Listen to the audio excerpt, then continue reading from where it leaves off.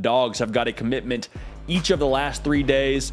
They got Jaden Riddell, the number 1 tight end in the 2024 class. Yesterday, they got Marcus Harrison and Colton Heinrich the last 2 days. They are rolling. Marcus Harrison, a big-time offensive tackle. Colton Heinrich, another tight end. And there is still more targets on the board for Georgia. Jeremiah Smith, I know he's an Ohio State wide receiver commit, but I'm just telling you now, Dylan Raiola is a whole new piece to the ball game. It's still very early before pen meets paper. Jeremiah Smith is actually going to be here in Nashville in the coming days, and we're going to have a chance to talk to him about his recruitment. So another reason why you should be subscribed to this channel. Sammy Brown, the linebacker, Georgia's in the mix for him. KJ Bolden, top safety in the 24 class, Georgia's in the mix for him. So what I'm saying is, yes, they've been on a roll. Yes, they got the number 1 class in the 2024 cycle.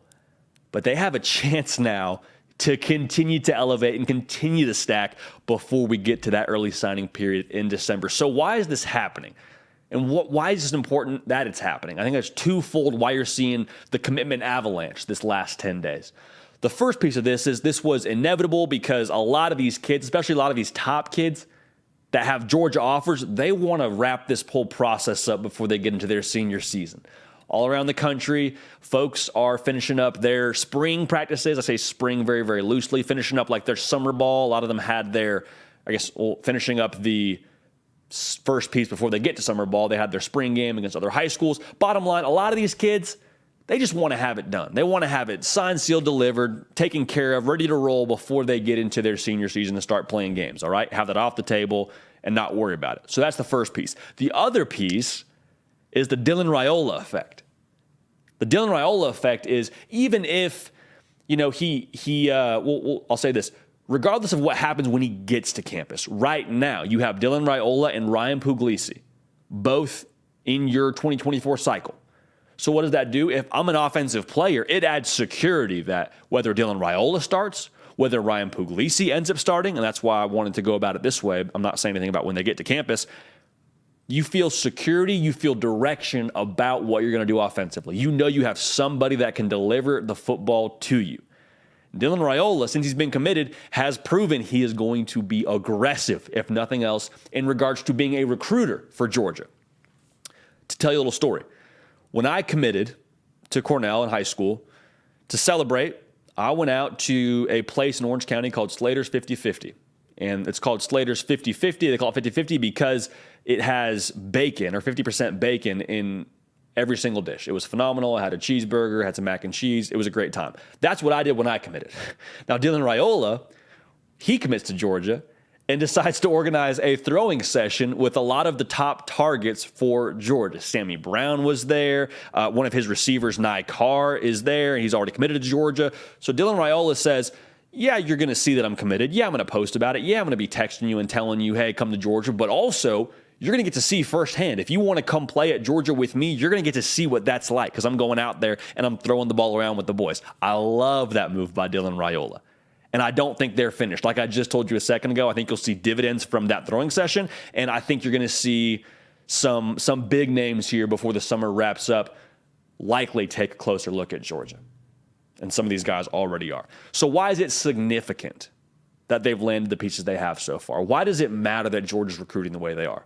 Because Georgia's Georgia, and they're going to have top talent. They're going to have guys that are able to compete for a national title in terms of how this roster looks. But look at the makeup of this class right now. Jake Rowe does a phenomenal job for us over here at Dogs HQ, the Georgia On 3 site. Go check that out if you haven't. He's got a piece out kind of breaking down what things look like for Georgia on the heels of the Jaden Riddell commitment.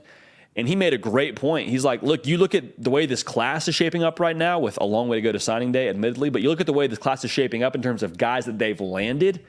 3 of the top 5 commitments in this class right now are on the offensive side of the football. What do we know about Kirby Smart? Historically, defensive guy. Like that's where his heart and soul is. He played defense. He's coached defense. He's a defensive guy through and through.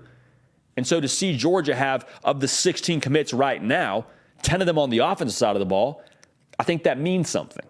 I think it means that Georgia is showing a little bit more attention to the offensive side of the ball. And I think it's another example of Kirby Smart being a tremendous adapter with the direction of college football. He did it at Bama when they had to figure out how to change their defense after getting beat by Ohio State in the college football playoff. He says, we got to get faster. It used to be have big bodies on the defensive line, have big bodies all across the board. Ohio State came out and just went horizontal all day long and beat us around the edge, and that was how we lost that game. We got to get faster. I think Kirby Smart is taking inventory of what's going on in college football on the offensive side of the ball and saying, if we want to win national titles like we have the last couple of years, we got to score at an elite clip. I mean, look at who made the college football playoff last year. All four of the teams that made it, TCU, Ohio State, Michigan, Georgia, all four of those teams, what'd they do? Offensively, they averaged 40 points a game. To win in modern college football at the level at which Kirby Smart demands his team to win, they got to be an elite offensive team. And so going out and getting the top tight end in the 2024 class, going out and getting the top quarterback in the 2024 class, along with the number 6 quarterback in the 2024 class. They're getting these elite pieces offensively to ensure, hey, as the game evolves, as college football heads in this direction offensively right now, we're going to have the defense be elite. We're not putting that on the back burner by any stretch of the imagination.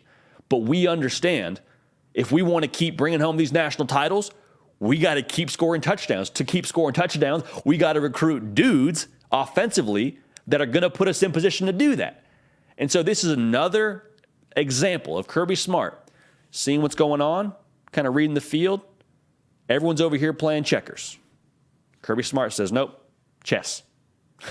That's what Kirby Smart's doing right now. So why Georgia's able to do this now, and I've said this on previous shows, but let's go ahead and rehash it one more time for old time's sake. The brand at Georgia now recruits itself. A lot of teams across the country, staffs, what they'll do is they'll say, come be a part of our team. Here's what we're going to accomplish. Here's what I'm selling you on. The vision here at X, Y, and Z school, here's what we're going to do. And maybe you have a track record of doing it at other schools. Maybe there's some success that you can sell the trajectory of the program on. At Georgia, they're saying, come look at this hardware that we have in our trophy case. Come check out these rings on my finger that I got here. Go talk to the guys that are going to be first-round draft picks next year, guys that have already been first-round draft picks. You watch the NFL draft and see all the guys that we get picked up here. You know what we are. There's no guessing with Georgia. You know what this brand is going to be. You know what we're allowing you to do.